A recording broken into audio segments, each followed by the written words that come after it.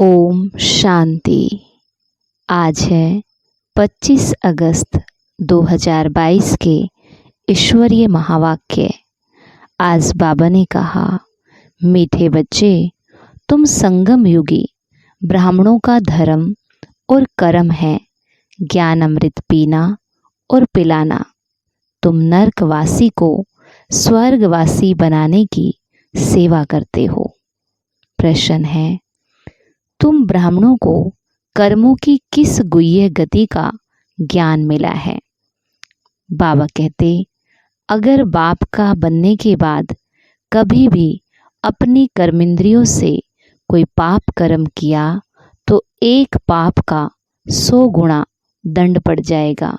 ये ज्ञान तुम ब्राह्मणों को है, इसलिए तुम कोई भी पाप कर्म कर नहीं सकते हो। अभी तुम ब्राह्मणों का लक्ष्य है सर्व गुण संपन्न बनना, इसलिए तुम अपने अवगुणों को निकालने का ही पुरुषार्थ करो। गीत है, भोलेनाथ से निराला कोई और नहीं, बिगड़ी को बनाने वाला कोई और नहीं। ओम शांति। बेहद के बाप का नाम है भोलानाथ।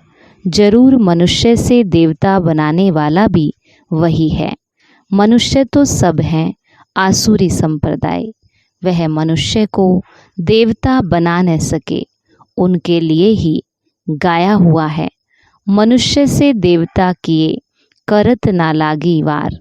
देवता रहते हैं अमर लोक में, वो है मृत्यु लोक।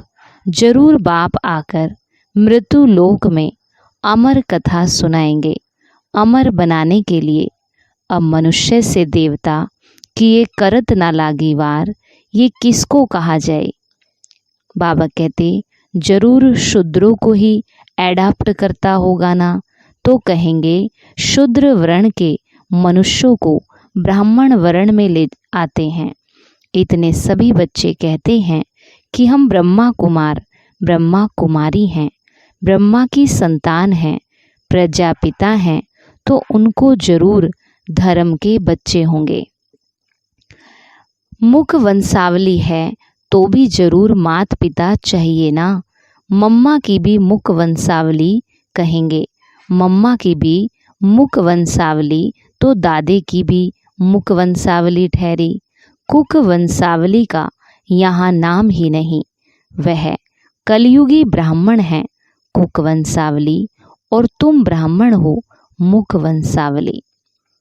वह ब्राह्मण तो एक दो का हथियाला बांधते हैं विष पिलाने के लिए, और तुम ब्राह्मण अमृत पिलाने परमात्मा से हथियाला बांधते हो। कितना अंतर है। वह नरकवासी बनाने वाले और यह स्वर्गवासी बनाने वाले। ज्ञान अमृत से मनुष्य से देवता बनते हैं, हम ईश्वर की औलाद बनते हैं, तो फिर मदद भी मिलती है। सगे और लगे भी है ना। लगे बच्चों को इतनी मदद नहीं मिलेगी जितनी सगे बच्चों को। बाप का लव भी सगों पर ही रहता है। सगा बच्चा नहीं होगा तो फिर भाई के बच्चों को लव करना पड़ेगा, वह धर्म का बच्चा बनाना पड़ेगा। अब तुम वर्णों को जानते हो, भल विराट स्वरूप बनाते हो, परंतु उनकी हिस्ट्री ज्योग्राफी कोई बता न सके कि इनसे क्या होता है। अभी बाप समझाते हैं कि ये चक्र फिरता है। इतने जन्म देवता धर्म में, इतने जन्म क्षत्रिय वर्ण में, यहाँ कोई गपोड़े की तो बात ही नहीं है। 84 जन्म सिद्ध कर बतलाते हैं। सतो प्रधान, फिर सतो रजो तमो, जरूर सबको बनना है। देवताएं जो सतो प्रधान थे वही फिर आकर के तमो प्रधान बन गए हैं। अब यह मनुष्य सृष्टि का झाड़ जड़ जड़ीभूत हो गया है, अर्थात कब्र दाखिल है। ये है कयामत का समय। सभी का पुराना हिसाब किताब चुकतू होना है और नया जन्म होना है। चोपड़ा होता है धन का, यहाँ फिर चोपड़ा कर्मों के खाते का है। आधा कल्प का खाता है। मनुष्य जो पाप कर्म करते वो खाता चलता आया है। ऐसे नहीं कि एक ही बार सजा भोगने से खाता चुकतू हो जाता है। नहीं, पाप आत्मा कैसे बने? प्रतिदिन कर्मों का बोझा चढ़ते चढ़ते बिल्कुल ही तमो प्रधान बन पड़ते हैं। कोई फिर कहते हैं कि सन्यासी जब सन्यास करते हैं तो वह क्यों तमो प्रधान होने चाहिए, परंतु बाबा कहते हैं उनका है रजो प्रधान सन्यास। अभी तुमको मिलती है श्रीमत, वह तो हुई मनुष्यों की मत। जैसे लोग कहते हैं कि हम मोक्ष को पाते हैं, परंतु कैसे? सभी एक्टर्स को तो यहाँ हाजिर जरूर रहना है, वापस जा नहीं सकते। गीता में भी बहुत ऐसी बातें लिख दी हैं। पहली बात है सर्वव्यापी की। अब तुम बच्चों के अंदर है बाप की याद, रचता बाप और साथ में बाप की रचना। सिर्फ बाप नहीं, उनकी रचना को भी याद करना पड़े। अपना धंधा धोरी भी करते हो और साथ साथ मूल वतन, सूक्ष्म वतन शिव बाबा की बायोग्राफी ब्रह्मा विष्णु शंकर को भी जानते हो।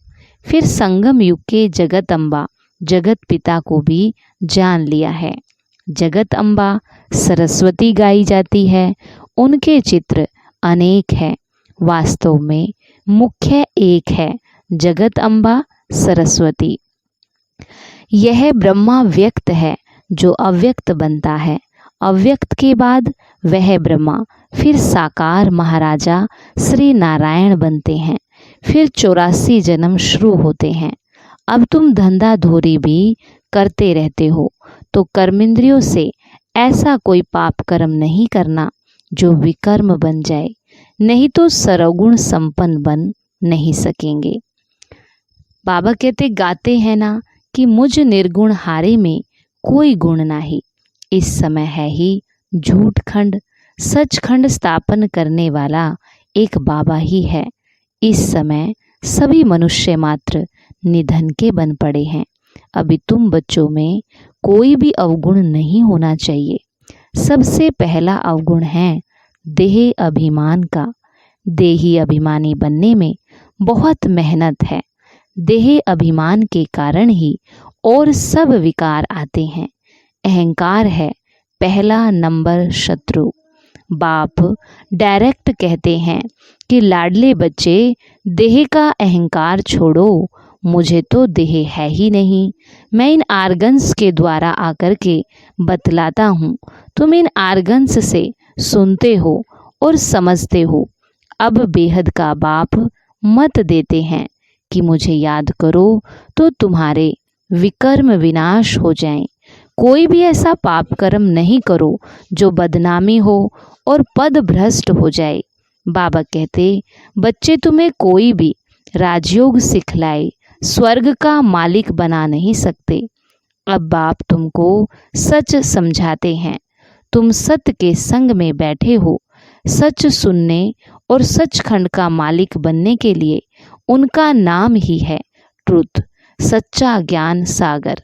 यह तो बाबा ही कहते हैं कि मैं ज्ञान का सागर हूँ। ज्ञान सागर से तुम ज्ञान नदियाँ निकलती हो। वह नदियाँ तो पानी के सागर से निकलती हैं। वह पतित पावनी कैसे कहलाई जा सकती है? पतित पावन तो परमात्मा होगा ना, जो ज्ञान का सागर है। वह गंगा सारी दुनिया में थोड़ी ही जाएगी। यह तो बेहद के बाप का ही काम है। तो तुम शूद्र से ब्राह्मण बनते हो। ब्राह्मण है चोटी, परंतु अब सतो प्रधान नहीं कहेंगे, क्योंकि अभी सब पुरुषार्थी हैं, सेवा कर रहे हैं, ईश्वरीय संतान हैं। इसलिए ब्राह्मणों का बहुत मान है, क्योंकि भारत को स्वर्ग भी तुम ही बनाते हो। ऐसे नहीं कि लक्ष्मी नारायण भारत को स्वर्ग बनाते हैं, ये तो बाप बनाते हैं ब्राह्मणों द्वारा, ना कि देवताओं द्वारा। पुरानी दुनिया में आकर बाप को नई सृष्टि रचनी है। बेहद के बाप ने नया मकान स्वर्ग बनाया, नई चीज को पुराना तो होना ही है। लौकिक बाप भी नया मकान बनाते तो जरूर पुराना होगा। ऐसे नहीं कि बाप ने पुराना किया। सतो प्रधान से तमो प्रधान हर चीज जरूर बनेगी। वैसे ही सारी सृष्टि भी नई से पुरानी होगी जरूर। अब देह के सब धर्म आदि छोड़ो, अपने को आत्मा समझो। बाप सभी बच्चों के लिए कहते हैं कि अब खेल पूरा होता है, अब घर चलना है। भूल तो नहीं गए हो, मैं तुमको सहज राजयोग सिखलाने आया हूँ। हम 5000 वर्ष पहले भी मिले थे। मैंने तुमको राजयोग सिखलाया था, याद है ना? भूल तो नहीं गए हो? मैं कल्प कल्प तुमको आकर के बादशाही देता हूँ, तुमको कोड़ी से हीरे जैसा बनाता हूँ। बच्चे कहते हैं, बाबा इस चक्र से छूट नहीं सकते। बाबा कहते नहीं, ये सृष्टि चक्र तो अनादि है। अगर चक्र से छूट जाए फिर तो दुनिया ही खत्म हो जाए। ये चक्र तो जरूर फिरना है। मैं फिर से आया हूँ। कल्प कल्प के संगम युग आता ही रहता हूँ। बाबा कहते, उन्होंने सिर्फ युगे युगे लिख दिया है। कहते भी हैं कि पतित पावन आओ, पावन बनाओ, सुख धाम में ले चलो। पतित दुनिया में तो दुख ही दुख है। अच्छा मेरे पास तो 2 धाम हैं, कहाँ चलेंगे? बाबा कहते, सुख धाम में तो बहुत सुख है और मुक्ति धाम में जाएंगे तो भी पार्ट में तो आना जरूर है। परंतु जब स्वर्ग पूरा हो जाएगा तब उतरेंगे, स्वर्ग में नहीं आएंगे। क्या तुमको स्वर्ग की इच्छा नहीं है?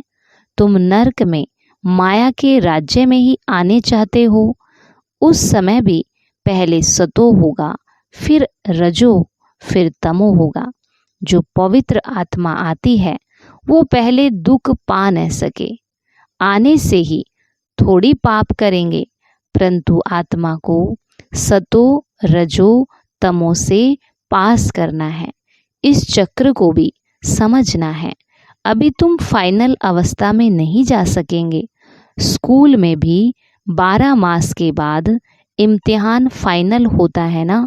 अंत में तुम्हारी अवस्था परिपक्व होगी, बहुत वृद्धि को पाएंगे। कितने सेंटर्स खुले हैं। सेंटर्स के लिए तो बहुत कहते हैं, परंतु टीचर्स इतनी तैयार नहीं हैं। फर्स्ट क्लास शिफ्ट होती है अमृत वेला। कोई सवेरे नहीं आ सकते तो लाचारी हालत में शाम को भी आवे। स्कूल में भी अभी 2 बार शिफ्ट होती है। अच्छा, बच्चों ने समझा। बाप सभी सेंटर्स के बच्चों को समझा रहे हैं। बच्चे रात को अपना रोज पोता मेल निकालो। तो आज हमारा रजिस्टर खराब तो नहीं हुआ, कोई भूल तो नहीं की। फिर बाप से माफ़ी लेनी चाहिए। शिव बाबा हमको माफ़ करना, आप कितने मीठे हो। भगवान कहते हैं कि मैं तुमको मास्टर भगवान भगवती बनाता हूँ स्वर्ग का, तो मेरी आज्ञा मानो ना। नंबर 1 फरमान है कि देही अभिमानी बनो, विकार में मत जाना। यह महादुश्मन है, इन पर जीत ना पाई तो पद भ्रष्ट हो, कुल कलंकित बन जाएंगे। बाबा कहते, माया बड़ी प्रबल है, लड़ाई है दीवे और तूफान की, इसमें तो बहादुरी दिखानी पड़े। हम बाप के बने हैं, फिर ये माया कैसे विघन डाल सकती है? हाँ, तूफान तो मचाएगी, परंतु कर्मेंद्रियों से कभी कोई विकर्म नहीं करना। बहुत उच्च पद मिलता है ना, कुछ ख्याल भी करो। तुम किसको कहेंगे कि हम नर से नारायण बनने के लिए पढ़ते हैं, तो सब हंसी उड़ाएंगे। यहाँ तो धारणा चाहिए। यहाँ तुमको पक्का करना है कि मैं तो आत्मा हूँ, आत्मा हूँ। तब ही सतो प्रधान बन बाप के पास जाएंगे, फिर बाप स्वर्ग में भेज देंगे। अच्छा, मीठे मीठे सीखी लदे नंबरवार पुरुषार्थ अनुसार बच्चों प्रति बाप दादा का याद प्यार और गुड मॉर्निंग। रूहानी बाप की रूहानी बच्चों को नमस्ते। रूहानी बच्चों की रूहानी बाप दादा को नमस्ते नमस्ते बाबा, गुड मॉर्निंग। शुक्रिया बाबा। धारणा के लिए मुख्य सार। पहला है, अपना रजिस्टर खराब ना हो इसका ध्यान रखना है।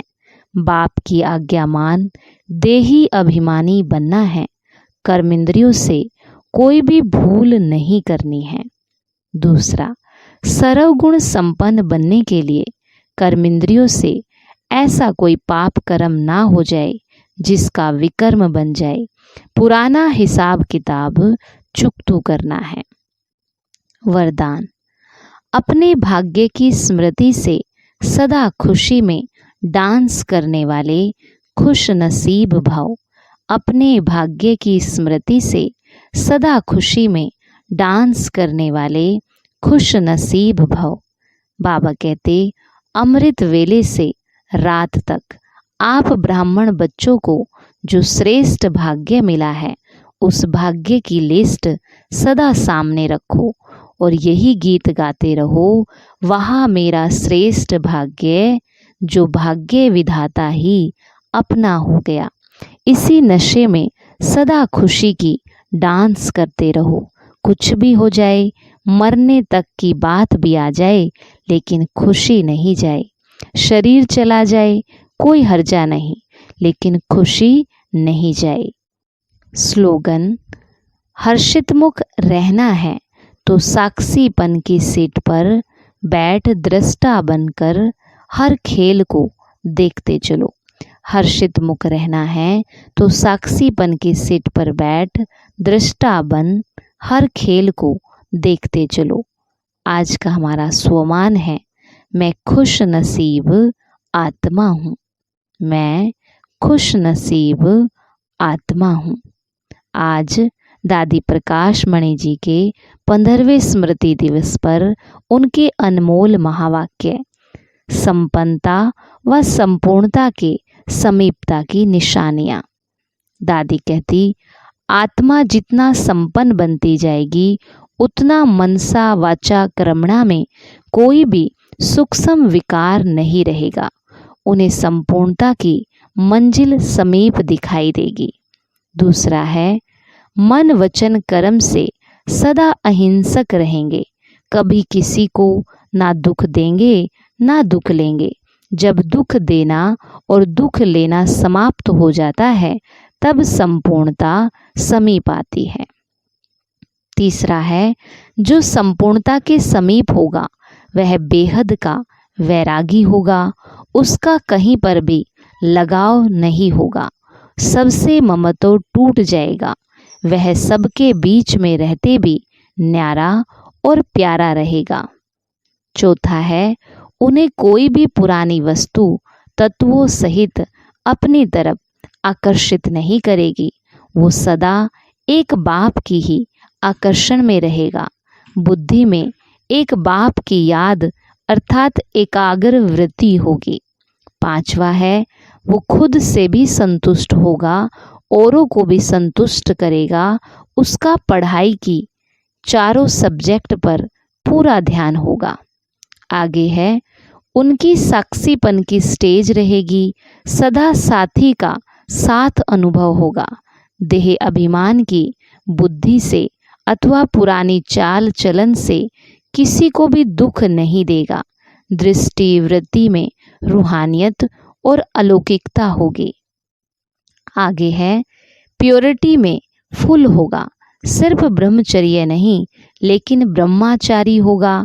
किसी में भी उसकी आंख नहीं डूबेगी क्योंकि उसे नशा रहता है हम किसकी संतान हैं। आठवां है, वो किसी का अवगुण चित पर नहीं रखेगा। वह किसी के अवगुण नोट नहीं करेगा। पुरानी चाल पुराने संस्कार की तरफ बुद्धि नहीं जाएगी। वो सदैव स्वचिंतन में रहेगा। आगे है, जैसे साकार बाबा ने सदैव अपने को वर्ल्ड सर्वेंट कहा। जितना महान उतना निर्माण होकर के रहा।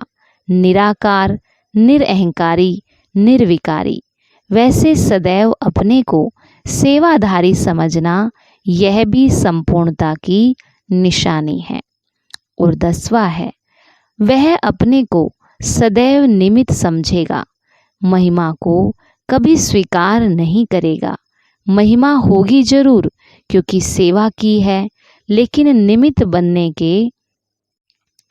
निमित्त समझने के कारण मुख से बाबा बाबा ही निकलेगा। वह महिमा में खुश नहीं होगा और निंदा से घबराएगा नहीं। दोनों स्थिति में समान होगा। 11वां, वो सबका संबंध एक बाबा से ही जुड़वाएगा। उसके मुख से बाबा के प्रति स्नेह के बोल निकलेंगे। प्यारे बाबा ने हमें अपनी प्यारे ते प्यारी चीज दिव्य बुद्धि की सौगात दी है। उस सौगात को संभाल कर रखेगा। और 12वां है, ज्ञान का तीसरा नेत्र सदा खुला रहेगा। ज्ञान नेत्र खुला होने के कारण सदैव समर्थ संकल्प चलेंगे। ये भी संपूर्णता की निशानी है। और 13वां है, उसका हर कर्म श्रीमत प्रमाण होगा। श्रीमत में कभी मनमत मिक्स नहीं करेगा। दिव्य बुद्धि के आधार पर हर कर्म होता रहे, यह भी संपूर्णता की निशानी है। 14वां है, वह आज्ञाकारी वफादार होगा। एक बल, एक भरोसा, सर्व संबंध एक से, किसी तरफ भी झुकाव नहीं।